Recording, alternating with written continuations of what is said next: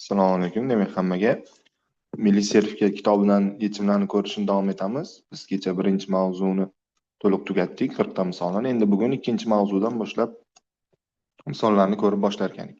Demak, birinchi misolda aytyapti: 125 ning 32%, 140 ning 15% dan qancha ortiq? Demak, men avval 125 32% ni topishim kerak ekan, keyin 140 ning 15%. Ikkalasini ayirib qo'ysam qanchaga ortiqlik kelib chiqar ekan. Demak, men bilamanki, ixtiyoriy A sonning B foizini topish uchun A ni B ga ko'paytirib 100 ga bo'lishim yetarli. Demak, bu yerda 125 ning 32%ni topish uchun 125 32 ko'paytirib 100 ga bo'lsam bo'ldi. Buni hisoblasam 40 chiqar ekan. Endi 140 ning 15%ni hisoblash uchun yana boyagidek 140 15 ga ko'paytirib 100 ga bo'lamiz. Buni hisoblasak 21 chiqar.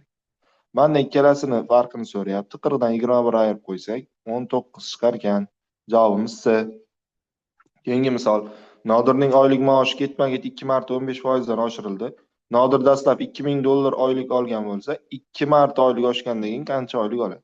Demak, bu murakkab prosent formulasiga tushib turibdi. Murakkab prosent bilamizki, A barobar A0 ko'paytirilgan 1 plus P taqsim 100 ning n-si. N necha marta ortgani, P esa o'sha foiz. Faqat men murakkab foizga qo'yishim uchun 2 marta ham bir xil foizda oshgan bo'lishi kerak. Necha marta bo'lsa ham, 3 marta bo'lsa ham, 5 marta bo'lsa ham bir xil foizga oshgan bo'lishi kerak. Shu formula bo'yicha hisoblaydigan bo'lsam, A barobar A0 manda 2000 ko'paytirilgan 1 plus P ni o'rniga 15 qo'yadigan bo'lsam, 15 taqsim 100 ning n 2 bizda 2 marta oshgan uchun. Demak, bu ham 2000 ko'paytirilgan 1,15 ning kvadrati bo'lar ekan. Buni hisoblasak 2645 chiqar ekan. Javobim B javobda turibdi. Keyingisi, mahsulotning narxi 20% arzonlashtirildi, ma'lum vaqtdan keyin 30% oshirildi. Agar mahsulotning yakuniy narxi 17888 so'm bo'lgan bo'lsa, uning dastlabki narxi necha so'm? Demak, ko'pchilik bu misolda avval 20% arzonlashdi, keyin 30% oshirildi. Demak, bu 10% oshdi deb o'ylaydi. Yo'q. Unaqasi yo'q. Nimagaligini hozir ko'ramiz. Demak, dastlabki narxini A deydigan bo'lsak, avval u 20% arzonlashtirildi deyaptimi? Demak, A ni 20% arzonlashsa qancha bo'lishini topamiz. U uchun A dan ayirishimiz kerak. A ni 20% degan A ko'paygan 20 taqsim 100. Buni hisoblasak 0,8 chiqar ekan. Ana endi mana shu narx endi 30% ga oshirilibdi. Demak, mana shu 0,8 ga endi qo'shamiz. 0,8 A ning 30% ni. Buni hisoblasak biz 1,04 A chiqar ekan. Demak, bu degani endi o'zi dastlabki narxi A bo'lsa, mahsulot narxi 20% arzonlashib, keyin 30% oshirilsa, atiga 4% ortar ekan. Ya'ni 10% ortmas ekan. Ana endi mana shu 1,04 dan nima 17888 ga tenglashtiraman. 1,04 A barobar 17888. Bu yerdan topib olsak 17200 chiqar ekan. Javobimiz B javob. Keyingisi, A sonining 35% 60 ga teng. Demak, qanaqadir A son bor, o'shani 35 ga ko'paytirib 100 ga bo'ladigan bo'lsam 60 ekan. Chunki boya aytdik, ixtiyoriy son A sonining B foizini topish uchun A ni B ga ko'paytirib 100 ga bo'lish kifoya. Bu yerdan topib oladigan bo'lsak, bizda 60 ko'paytirilgan 100 taqsim 35 bo'lar ekan. 5 ga qisqartirib qo'ysam, 12 ko'paytirilgan 100 taqsim 7 bo'lar ekan. Mendan 3A taqsim 4 so'rayapti, demak, keyingi shartida. Demak, 3A taqsim 4 topish uchun ikkala yoqni 3 taqsim 4 ga ko'paytiraman. 3 taqsim 4 ga ko'paytirsam, men 4 bilan men 12 ni qisqartirsam, bu 3 qolar ekanda 900 taqsim 7 bo'lar ekan. Endi mana shu 900 taqsim 7 ni 20% ni topishim kerak. Ya'ni mana shu 900 taqsim 7 ni 21 ga ko'paytirib 100 ga bo'lishim kerak. Bularni qisqartirsam 9 qoladi, 21 dan 7 ni qisqartirsam 3, 9 3 ga ko'paytirsam 27 chiqar ekan. Javobim C. 5-misolda aytyapti, ikki velosipedchi A va B shaharlardan bir-biriga qarab yo'lga chiqdi. Demak, mana bu yoqda A shaharimiz bor ekan, bu yoqda B shaharimiz bor ekan. A shahardan 13,5 tezlik bilan chiqibdi, bu yoqdan 10,5 tezlik bilan chiqibdi. Demak, ular uchrashganida, mana bu yerda uchrashdi desak, bu ham 3 soat va 45 minut yuribdi. Soat va 45 minut yuribdi. Demak, 3 soat va 45 minut degani, men ikkalasini ham soatga o'tishim kerak. 3 soat va 45 minut degani soat o'zi turaveradi. 45 minut soat o'tsam 45 taqsim 60. Ya'ni bularni ham qisqartirsam 3,3 taqsim 4 soat ekan. Chunki menda mana bu yoqda kilometr taqsim soatda bergandan keyin vaqtimni birligi ham soatda bo'lishi kerak. Demak, bir-biriga qarab kelsa bilamizki, tezliklarni bir-biriga qo'shaman. 13,5 ga 10,5 ni qo'shib 3,3 taqsim 4 ga ko'paytirsam, menda jami masofam kelib chiqar ekan. 13,5 ga 10,5 mi qo'shsam 24 chiqar ekan. Buni noto'g'ri kasrga o'tkazsak 3 kere 4 12 15 uzr. 15 taqsim 4 bo'ladi. 4 bilan 24 qisqartirsak 6, 6 ni 15 ga ko'paytirsak 90 kilometr masofa bor ekan ikki shahar orasida. Keyingisi uchta sonning nisbati 2 3 5. Demak, mana birinchi sonim bor ekan, ikkinchi sonim bor ekan, uchinchi sonim bor ekan. Uchta sonning nisbati degani mana birinchisini ikkinchisiga bo'lsam, keyin uchinchisiga bo'lsam 2 3 5 sonlari qolar ekan. Ya'ni qanaqadir eng katta songa bo'laman. O'sha sonlarga bo'lganimda birinchisida 2 chiqar ekan, ikkinchisida 3 chiqar ekan, uchinchisida 5 chiqar ekan.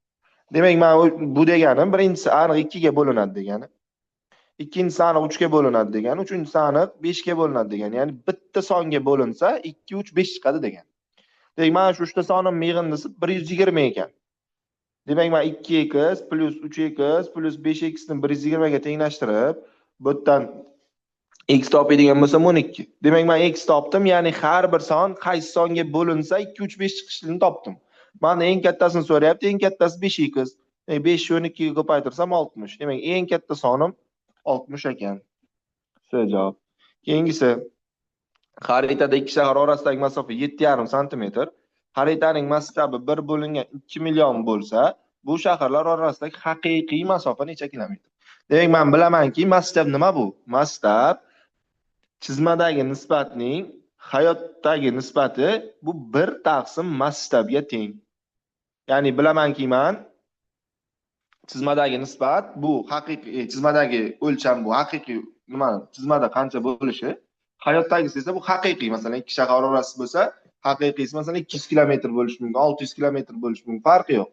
Uni kichiklashtirib, masalan, xaritaga joylashtirganda chizmada uni 2 sm yoki 10 sm qilib qo'yadi o'sha katta masofalarni. O'shani qancha kichraytirilgani bizda masshtab bo'ladi. Buni nisbat orqali mana bu ko'rinishni topsak bo'ladi. Demak, shu formulaga keltirib qo'yadigan bo'lsak, shahar orasidagi masofa xaritada deyapti. Demak, xarita bu chizma bizda. Mana buni o'rniga 7,5 qo'yar ekanman. 7,5 mi hayotdagi o'lchamga nisbati 1 taqsim 2 million ekan. Demak, bu yerdan qancha topib olsak biz 7,5 2 ga ko'paytirsak 15, uni orqasida 6 ta 0.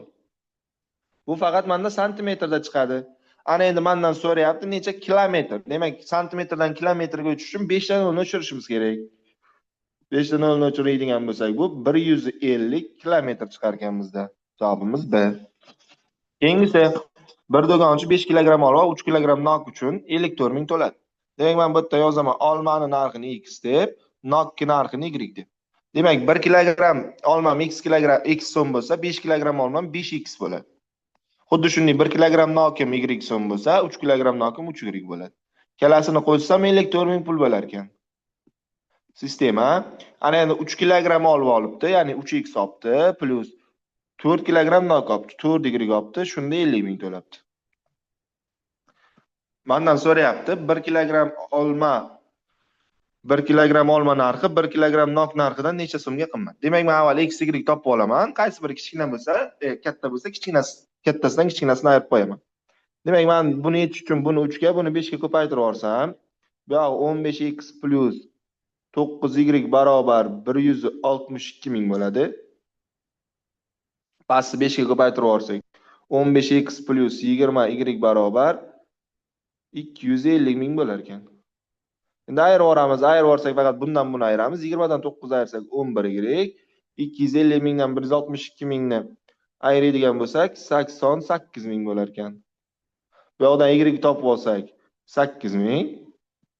Endi y o'rniga mana bu yoqqa keltirib qo'yib 5x plus 24 ming barobar 54 ming qilsak, bu yerda x topib olsak bizda 6 ming chiqar ekan. Demak, olmaning narxi 6 ming ekan. Nokning narxi 8 ming ekan. Mendan so'rayapti, olmaning narxi nokning narxidan necha so'm qimmat yoki arzon? Demak, olma 6 ming chiqdi, nok 8 ming chiqdi. Bundan ko'rinib turibdi, olma 2 ming arzon. 2 ming so'mga arzon degan javob olamiz.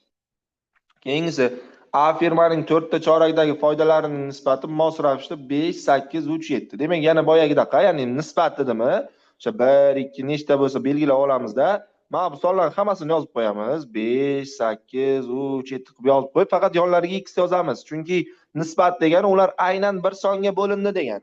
qanaqadir bitta katta songa bo'lingan, shunda mana shu javoblar chiqdi degan. Demak, mana shu to'rttalasini yig'indisi bizda 460 million ekan. Mendan so'rayapti 3-chorakdagisini. Demak, men bu cho'ni qo'shadigan bo'lsam, men 23x barobar 460 chiqadi. Bu yerda x topsam 20 millionda chiqadi faqat. Mendan so'rayapti, mana 3-chorakda qancha foyda ko'rgan. Demak, 3-chorakdagini biz 3x qilib olganmiz. 3 ko'paygan x, ya'ni 3 ko'paytirilgan 20, buni hisoblasam 60 million foyda olgan ekan. 3-chorakda. Demak, 10-misolni ko'ramiz. 120 soni 7, 8 va 9 sonlarga to'g'ri proporsional bo'laklarga bo'lindi. Demak, to'g'ri proporsional degani mana birinchisi 7, yana ikkinchisi 8, yana uchinchisi 9.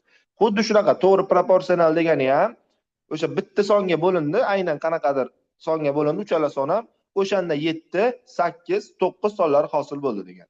Demak, yana buni yoniga x, buni yoniga x, buni yoniga x qo'yaman o'sha bo'lingan sonni. Uchalasini yig'indisi 120 chiqar ekanman. 7x plus 8x plus 9x barobar 120 qilsam, bu yerdan bularni qo'shsam 24x barobar 120 chiqar ekan, x topsak 5 chiqar ekan. Mendan so'rayapti eng kattasi va eng kichigini ayirmasi. Demak, eng kattasi 9x, eng kichigi 7x.